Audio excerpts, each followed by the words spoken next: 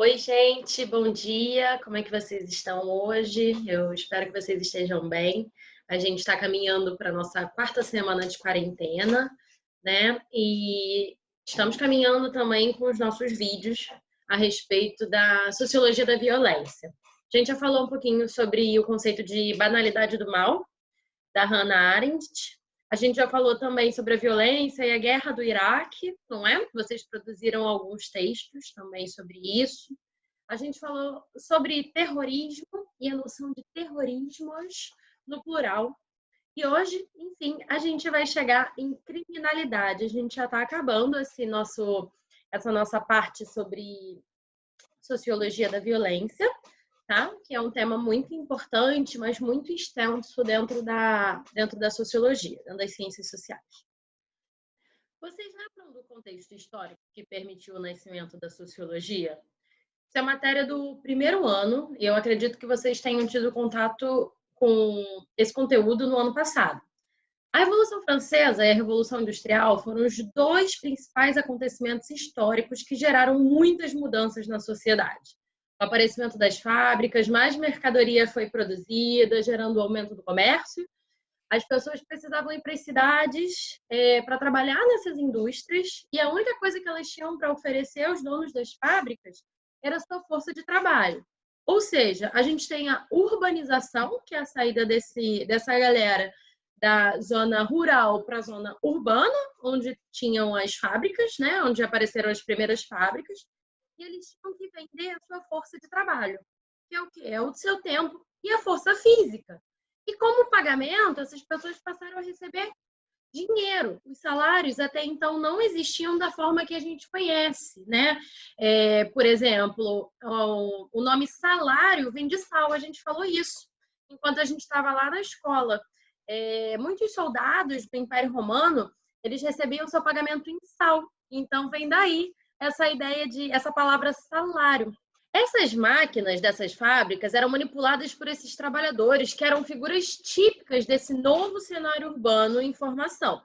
Esse grupo de operários foi chamado de proletariado, que é essa galera que vai vender a sua força de trabalho para os donos das fábricas. A gente vai falar um pouquinho mais sobre isso quando a gente entrar em Marx mais à frente. Beleza, esse é um pequeno lembrete em relação à Revolução Industrial. E em relação à Revolução Francesa? Quais mudanças foram geradas com a Revolução Francesa? O foco dos iluministas era a conquista de uma democracia, da liberdade, igualdade de direitos e deveres, né, da justiça. Tudo isso entre aspas, porque a gente sabe que não era bem assim para todos, né? Ou você acha que isso valia para os povos escravizados? E para os povos indígenas aqui no Brasil? Não era assim, né? Os iluministas não queriam mais um regime absolutista. Aqueles reis mandões estavam atrapalhando os negócios dos burgueses. A racionalidade desempenhou um papel muito grande. Os pensadores da época estavam rejeitando os dogmas religiosos, que era comum na Idade Média, né? A igreja dava a verdade. A igreja instruía o que podia fazer e o que não podia fazer. E isso estava sendo questionado naquele momento, né? E a gente os iluministas passaram a dar crédito à razão.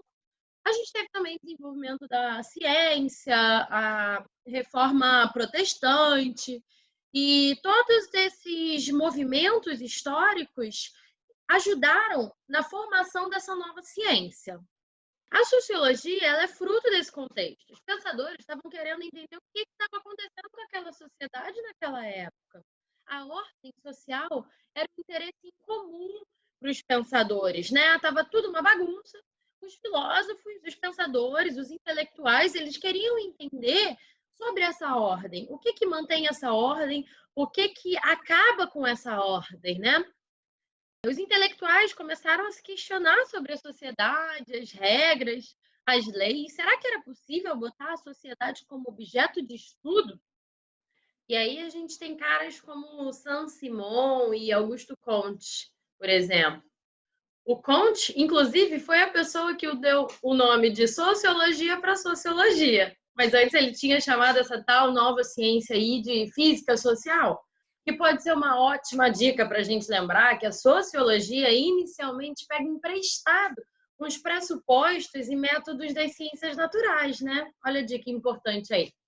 Outro autor importante para a gente é um tal de Herbert Spencer, fãzaço de Darwin. Vocês lembram da teoria de Darwin sobre a evolução das espécies? Isso aí, o darwinismo biológico. As características biológicas dos seres vivos vão passando constantemente por um processo de adaptação e evolução a partir da eterna concorrência. Aquela ideia que vocês conhecem de que só os melhores seres sobrevivem? Então, esse queridão aí, o Herbert Spencer, faz o quê? Diz que a mesma coisa acontece com as sociedades. Elas passariam por estágios semelhantes que as fariam evoluir de um modelo mais simples para um outro modelo mais complexo de vida social. Sociólogos positivistas como Comte, por exemplo, adoram e adotam essa maneira de pensar e se preocupam muito com o progresso da sociedade, né? Mas hoje eu quero evocar Durkheim, porque a ideia é falar sobre criminalidade. O que os sociólogos pensam sobre isso? Essa é a nossa primeira etapa a respeito da criminalidade, então hoje a gente vai ficar aqui por Durkheim. Émile Durkheim foi um sociólogo francês. Há quem diga que ele foi o primeiro sociólogo, há quem diga que foi Comte. Consenso é uma coisa rara nas ciências, meu povo, acostumem-se com isso. Vocês já estudaram um pouquinho dele no ano passado, que eu estou sabendo, que vocês me responderam nos vídeos. Muito obrigada. Me diz, qual é o interesse maior de Durkheim?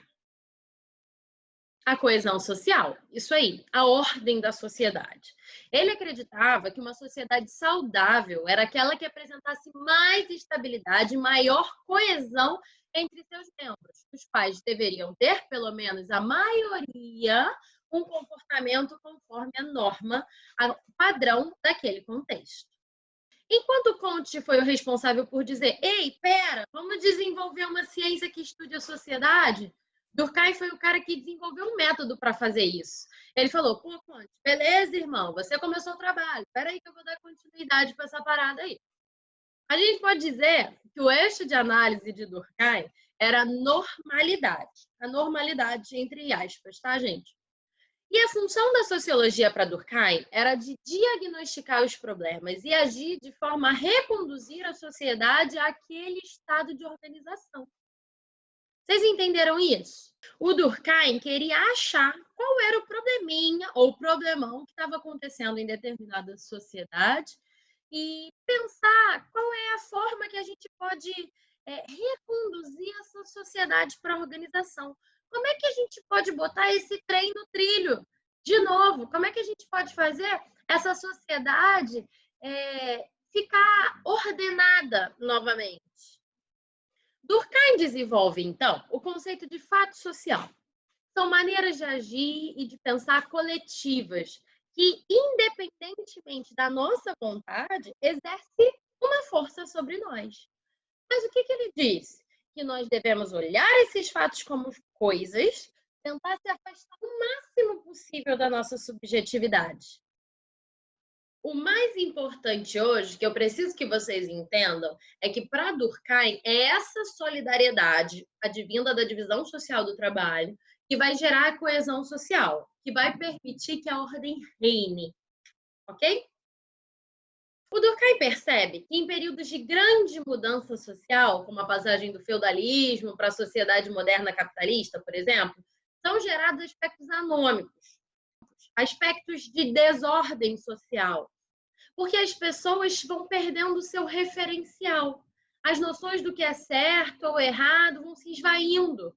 A anomia nada mais é do que esse estado de desintegração social. A diminuição dos antigos princípios de organização da Igreja Católica, na Idade Média, principalmente, e os princípios estruturais se enfraqueceram a tal ponto que essa coesão social ela vai se desfazendo. Essa ordem social vai acabando. E aí começa a pegar para capar. Para o autor, quanto maior a sociedade, maior e mais difícil vai ser o seu controle. Imagina se ele estivesse vivendo hoje em dia, né? Como resultado, as regras sociais não são mais consideradas. a ordem coletiva se dissolve e um estado de anomia vem à luz.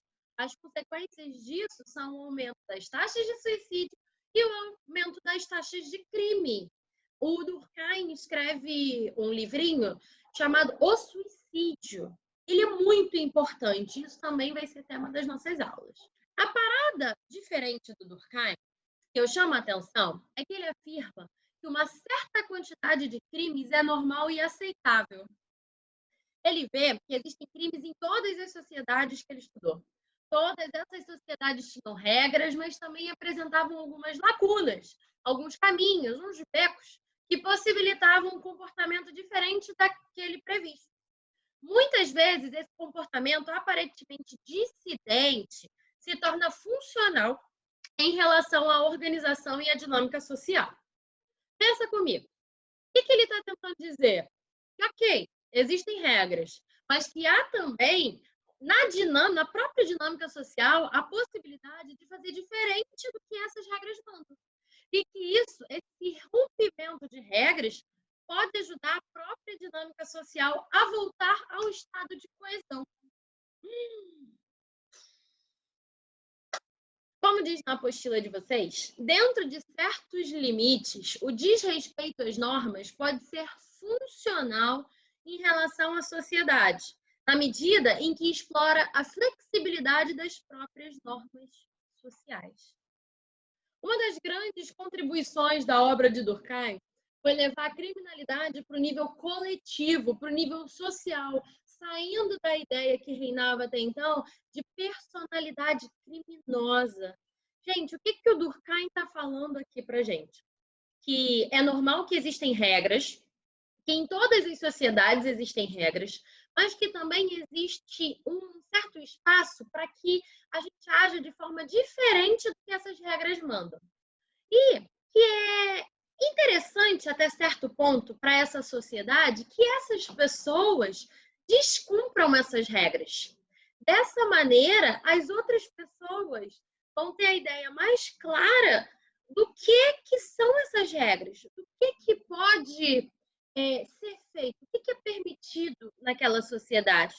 A gente pode ajudar aqui, trazer como exemplo, para ajudar o nosso entendimento, de que a gente só sabe o que é certo quando a gente tem um errado, não é verdade?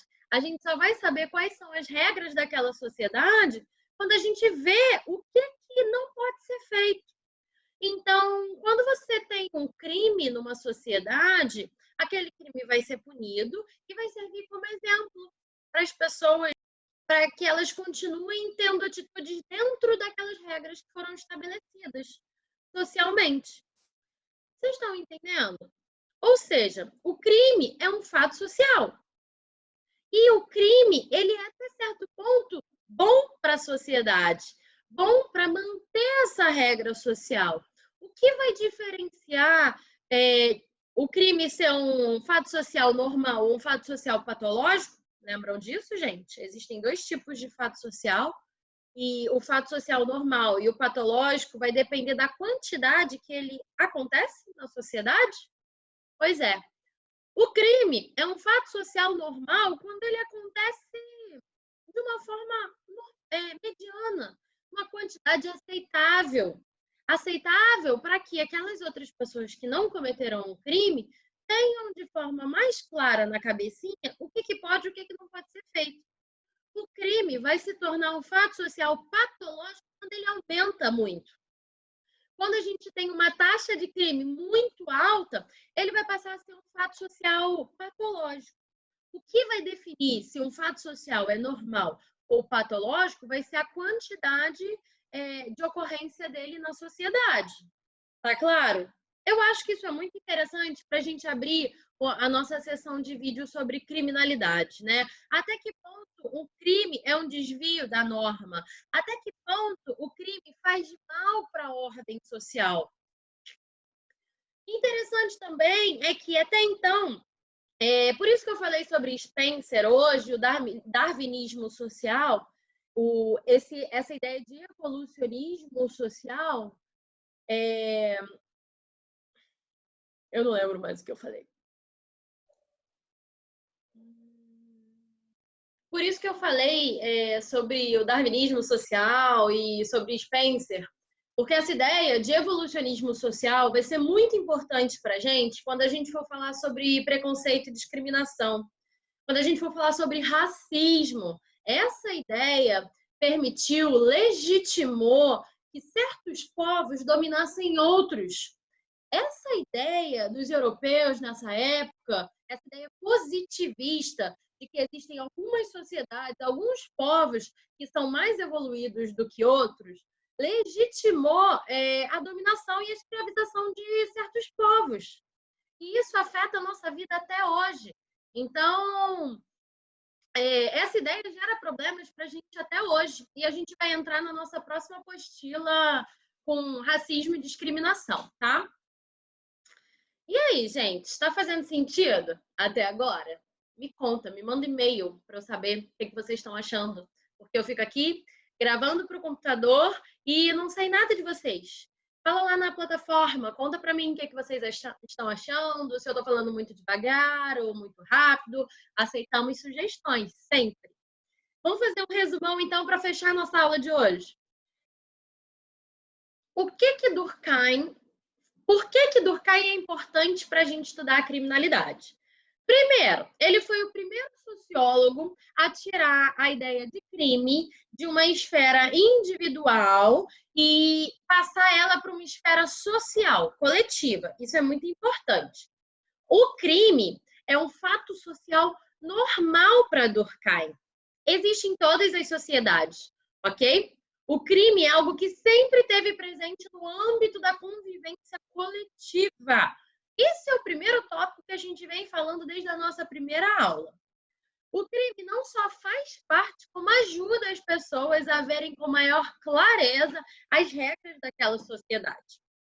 O crime é crime porque ofende as regras sociais, mas, ao mesmo tempo, ele é constituinte e necessário para o estabelecimento da compreensão dessas regras. O crime vai deixar de ser um fato social normal quando ele acontece em um grau absurdo, em um grau elevado. Quando as taxas de ocorrência de crime estiver muito alta, ele vai se configurar como um fato social patológico. Quanto o grau de ocorrência do crime for normal, ele é benéfico para a manutenção da coesão social. Para fechar, hoje eu tenho duas perguntas para vocês. Eu quero que vocês pensem a partir da análise de Durkheim. A primeira é: a gente está vivendo um estado anômico com essa história de coronavírus? Existe a suspensão das regras sociais? A segunda é: o linchamento pode ser considerado um fato social? Tem uma reportagem de jornal que diz o seguinte, vou ler para vocês. O linchamento é uma forma de punição coletiva contra alguém que desenvolveu uma forma de comportamento antissocial. O antissocial varia de momento para momento e de grupo para grupo. Na França, ter traído a pátria era um motivo para linchar. No caso da Itália, aconteceu o mesmo. No Brasil, é o fato de não termos justiça, pelo menos na percepção das pessoas comuns. A partir dessa abordagem sociológica de Emile Durkheim, me responda o seguinte: o linchamento pode ser considerado um fato social? Essa é uma questão discursiva de vestibular. Eu vou disponibilizar para vocês e eu preciso que vocês me mandem essa resposta. Eu quero ouvir vocês, tá bom? Gente, e é isso por hoje. Eu queria agradecer mais uma vez o tempinho de vocês aí, junto com a gente. Lembrem-se que eu estou disponível por e-mail, pela plataforma, para conversar, para bater um papo, que nem a gente faz no dia a dia escolar, né? No dia a dia comum dentro da escola. Se vocês quiserem indicação de filmes, se vocês quiserem me dar indicação de filmes, inclusive eu recebi em um texto a indicação de Jojo Rabbit, quando a gente estava trabalhando Banalidade do Mal, e foi uma experiência maravilhosa assistir, e isso veio de vocês. Então, muito obrigada por essas indicações, eu estou aqui disponível para vocês, com saudade. E é isso, gente. Um beijo, até a próxima aula.